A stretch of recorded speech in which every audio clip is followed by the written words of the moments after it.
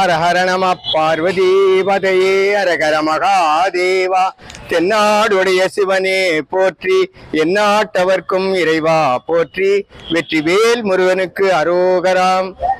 திரு வடபழனி வேங்கீஸ்வரர் கோயிலிலிருந்து கேசவனி ஆகிய நான் இங்கே சில உண்மைகளை சொல்ல விரும்புகிறேன். இந்த திருக்கோயில் சோழர்கள் காலத்து புராதனமான கோயில்.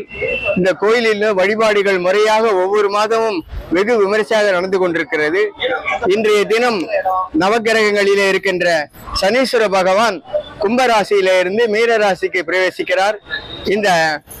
அதை ஒட்டி இங்கே அதிகாலையில சனீஸ்வர பகவானுக்கு விமரிசையாக அபிஷேகங்கள் நடைபெற்றது. அதன் பிறகு தீபாராதனை மற்றவெல்லாம் நடைபெற்றது.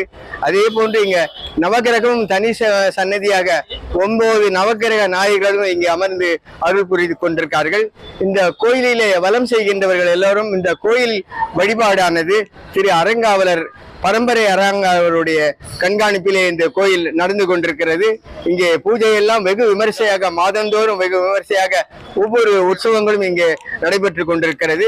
இந்த கோயிலிலே ஒரு பெரிய உண்மை என்னவென்று சொன்னால், அதாவது இந்தியாவில் இருக்கின்ற எந்த கோயிலிலுமே சிவனை பார்த்தவாறு வெறும் புலிக்கால் முனிவரும் பதஞ்சலி முனிவரும் தொழுது போன்று ஒரு சிலைகள் கிடையாது.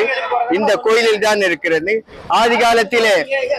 ஆதி காலத்தில் புலிக்கால் முனிவரும் பதஞ்சலி முனிவரும் சிவபெருமானை வழிபட்டு சிவனை வேண்டி திருநடன காட்சியை பெற்றார்கள்.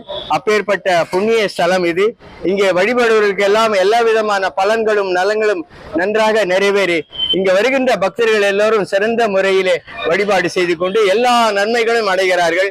எல்லா விதமான பேர்களும் 16 பேர்களும் நிறைந்து அருள் கொடுக்கின்ற நமது சனீஸ்வர பெருமானும் நவகிரக நாயர்களும் பைரவ பெருமானும் சிவபெருமான் வேங்கீஸ்வர பெருமானும் சாந்தநாயகி தேவி அம்மையாரும் இங்கே அருள் கொடுத்திருக்கின்றார்கள்.